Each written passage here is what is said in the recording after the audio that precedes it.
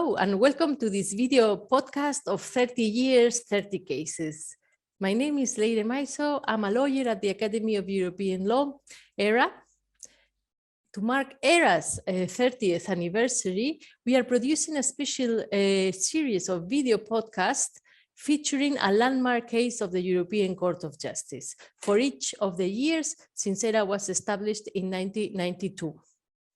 This video podcast will be dealing with the Bosman case, C-415/93, which was ruled by the European Court of Justice on the 15th of December, 1995. This was an important decision of the European Court of Justice, which applied the right of free movement of workers to professional football players. It had far-reaching implications on the transfers of footballers within the European Union.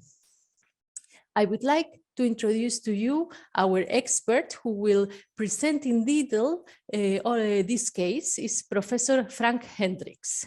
He is a professor of labor law at the Faculty of Law of the University of Leuven in Belgium. Frank Hendricks specializes in Belgian, European, comparative labor law, employment privacy law, and sports law. He has written numerous books and publications on these areas of law. Professor Hendricks, the floor is yours. Well, I think if we talk about the Bosman case, it's important to note that it's basically about different things which are really crucial in the development of European law. So one basic element is that, of course, it's a free movement case, and it meant a lot for the development of free movement law. But on the other hand, of course, it's a very big, very important sports-related case. So it's also a very important case for sports law in general. And I think for free movement law and for sports law, the whole point came down to the fact that in many cases, if we talk about sport, we talk about sports people, athletes, and very often those athletes enjoy certain free movement rights under European law.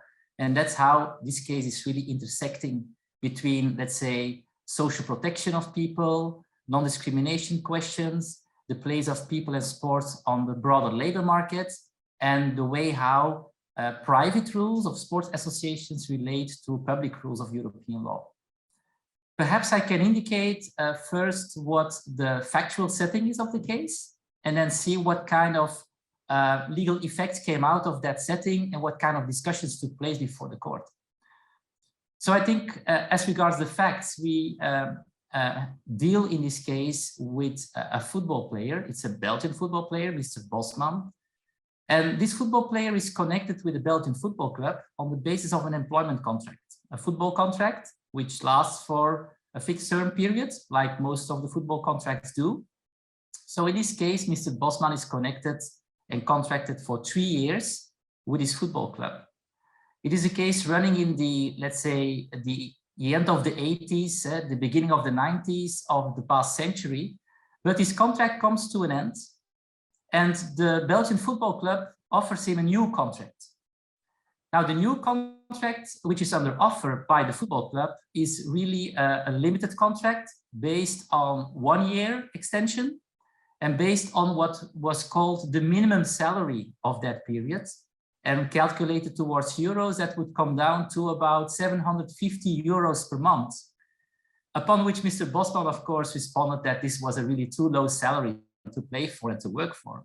And both club and football player decided to look after a new football club. So Mr. Bosman, at the time it was the arrangement, was put on a transfer list so that Mr. Bosman could start looking together with his club for a new employer, a new football club. And they found for Mr. Bosman a new football club in France because FC Dunkerque, a French football club, was available and was willing to hire in Mr. Bosman. But under the current rules at that time of the football federations and of the general international football regulations of FIFA, the World Football Association, the condition was that when players would move from one club to another, that a transfer fee needed to be paid from the new club to the old club. And the transfer fee, according to the rules at the time, was amounting to about 300,000 euros for Mr. Bosman. So it was quite a lot of money. Now, there was an arrangement with Mr. Bosman and the new club, FC Duinkerque. They had an agreement. So Duinkerque was perfectly willing to hire Mr. Bosman, but the old club of Mr. Bosman, the Belgian football club, didn't agree with the new football club on the transfer fee. So there were no negotiations, but they ultimately ended towards really nothing. And additionally, the transfer window, which allowed Mr. Bosman to move during a limited period of time over the year, the transfer window also closed, and Mr. Bosman, since the negotiations took long, couldn't move anymore to his new club. So he was without employment with his old club because the contract terminated. And since there was no agreement between the old and the new club on the transfer fee, Mr. Bosman could not move to the new club. He was not entitled to play. And so in this situation, Mr. Bosman went to court, first to the Belgian courts, and based on the Belgian courts, they referred the case to the European Court of Justice, and asking basically the question whether the transfer fee and the transfer system organized as such, whether that was a system that could be upheld under free movement law in Europe, and whether it did or did not violate free movement of workers as laid down currently in Article 45 of the TFEU. And so this is basically the question. In the Bosman case, is a transfer system where a new club pays a transfer fee to the old club when a player transfers, is that system going against the principles of free movement of workers, free movement of persons in the European Union? Now, in the case, a lot of debate went on, of course, because and a lot of new steps had to be taken by the European Court as well.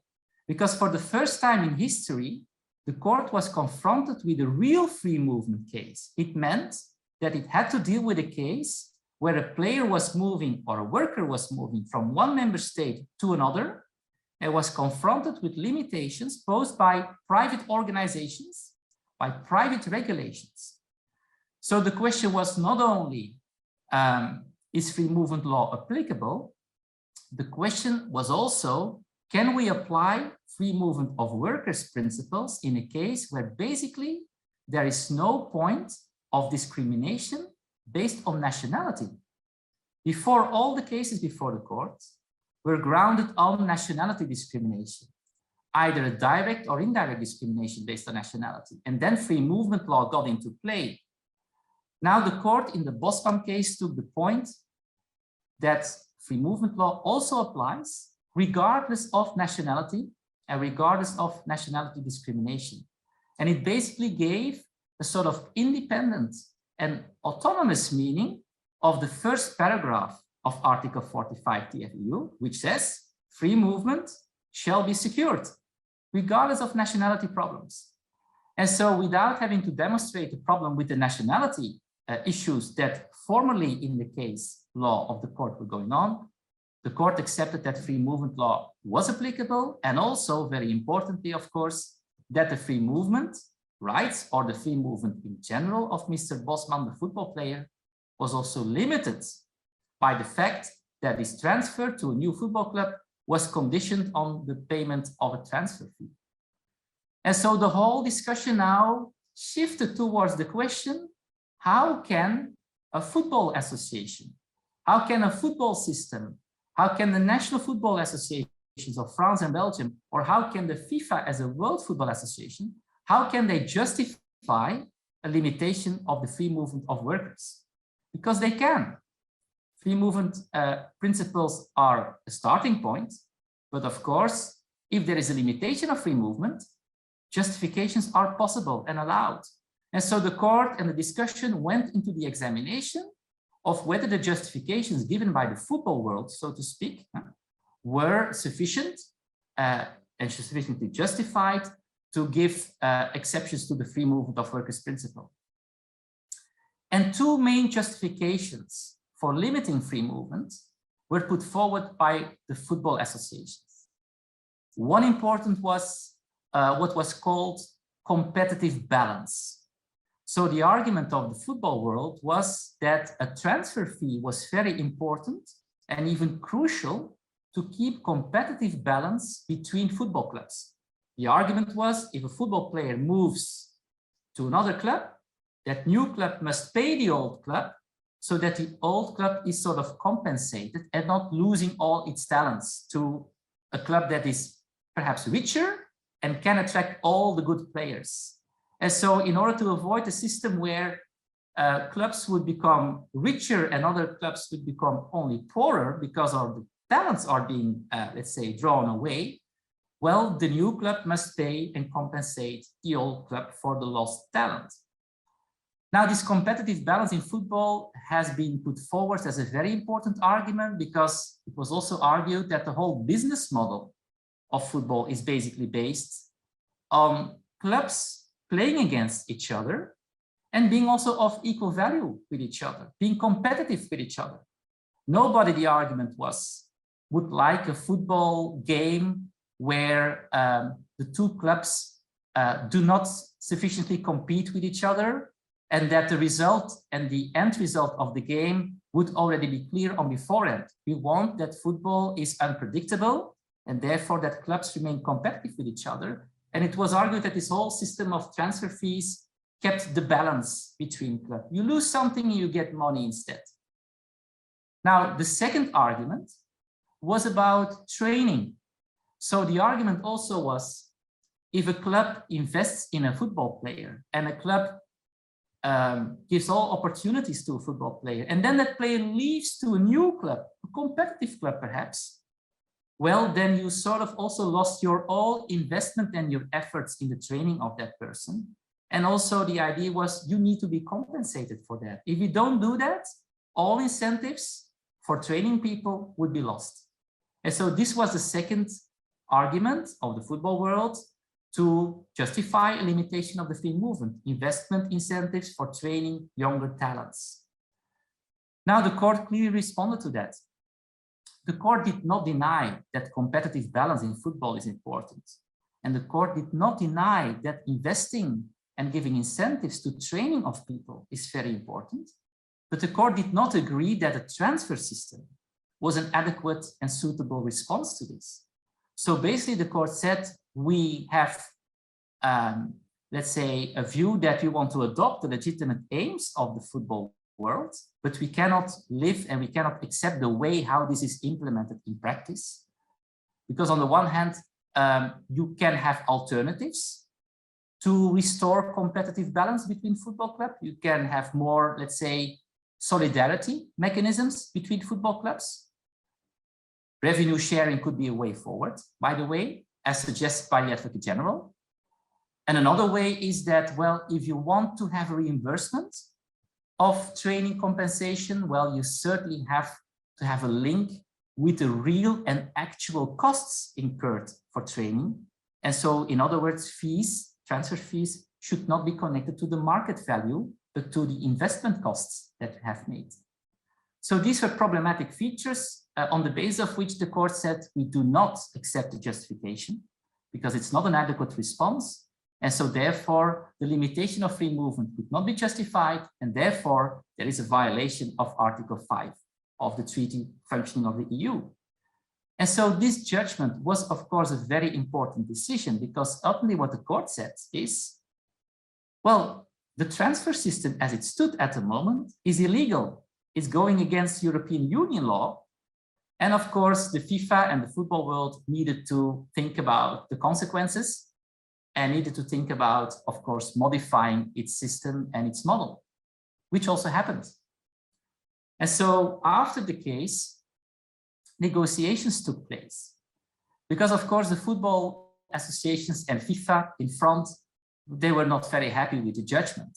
They first said that perhaps the court did not fully understand how the football business model is working. And also they wanted to say, we will do our best to adapt our system to what the requirements are under free movement law.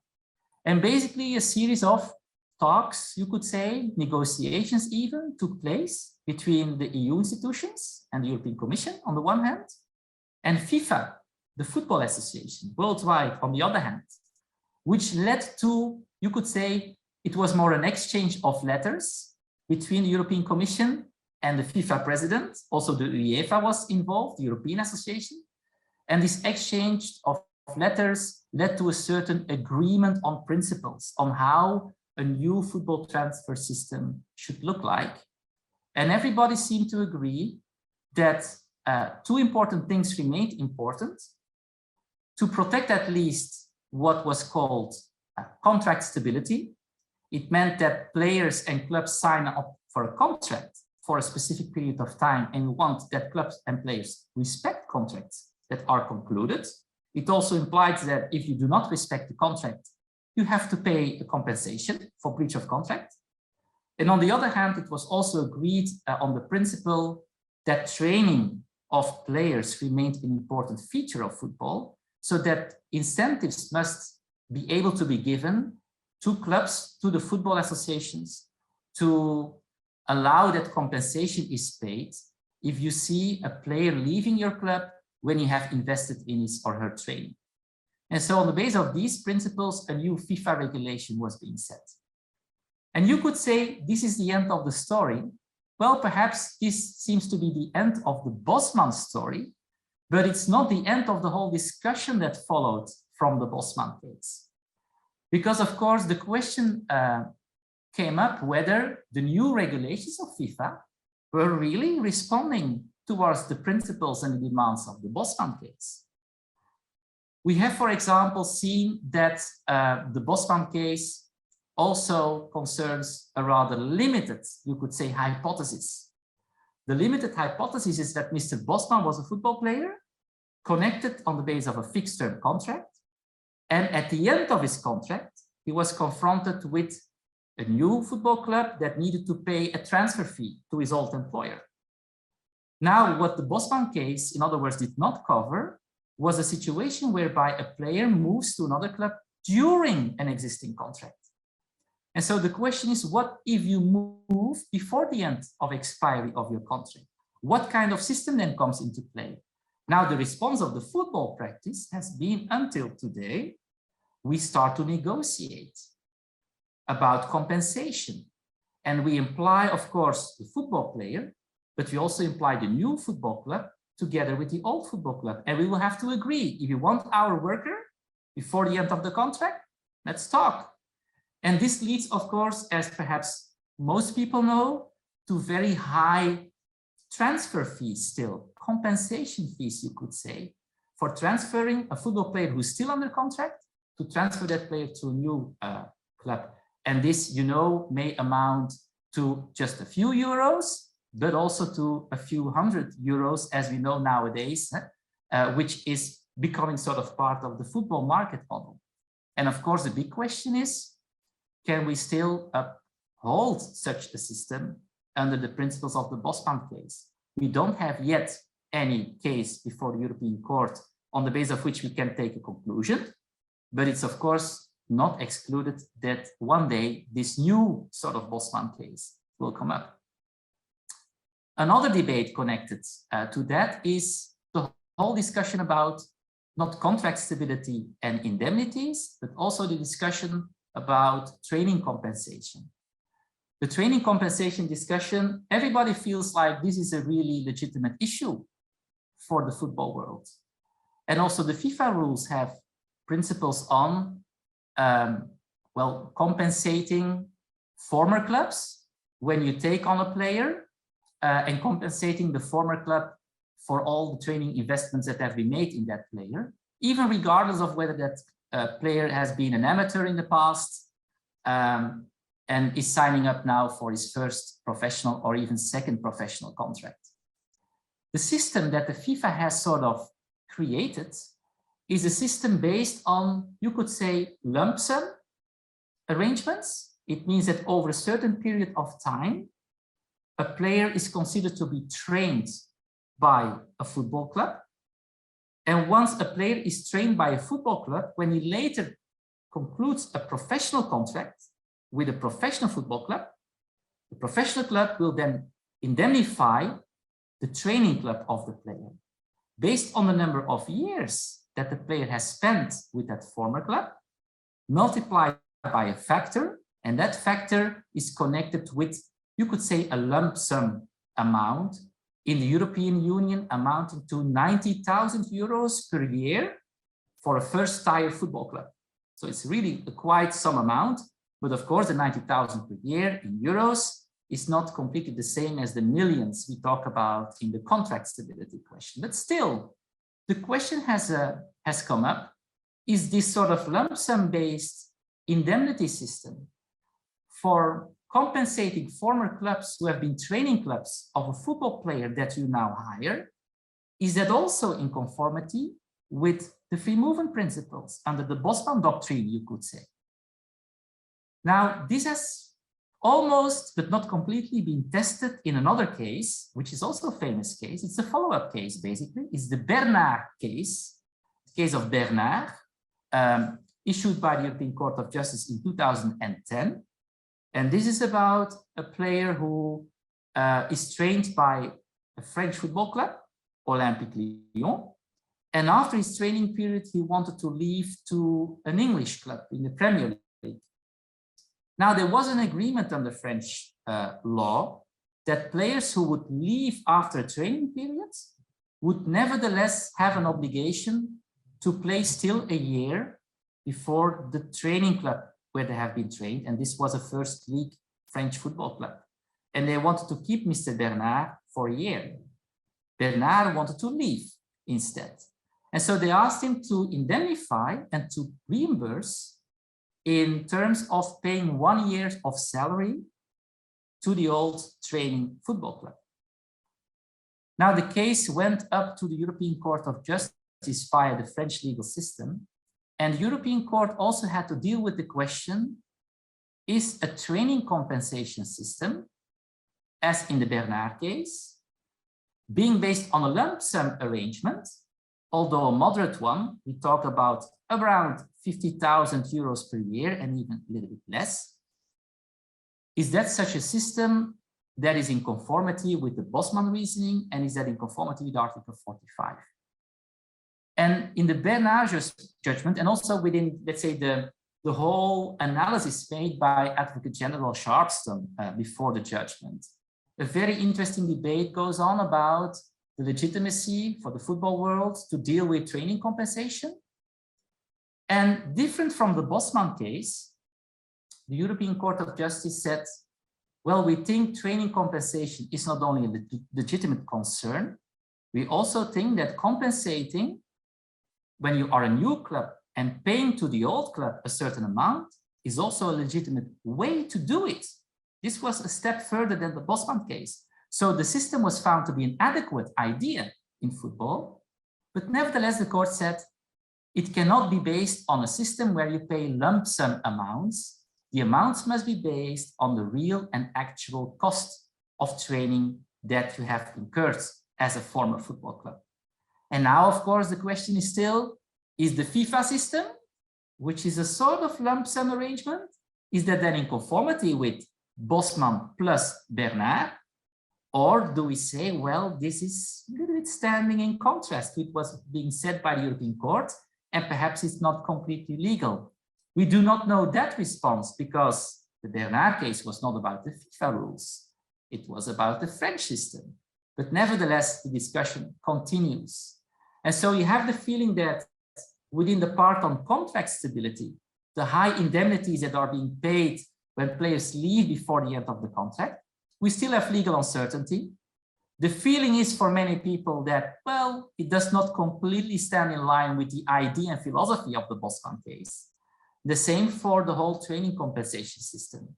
The feeling is it's not completely fully in line with what's being said in the Bernard case, but we do not yet have follow-up judgments to decide about the actual situation.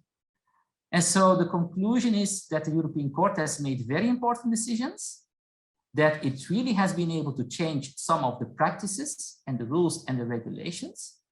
We had sort of innovation into the football regulation, but still under the new regulations and the current practices, we have the idea that there is still a lot of legal uncertainty and still big questions have to be set from within that system on respect for the free movement of workers and the free movement of football players.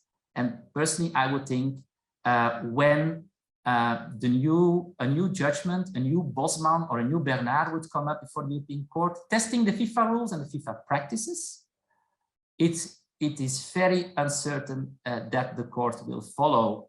There is a high possibility that the court would say, we think this is not in line with free movement law, but that has to be seen, of course.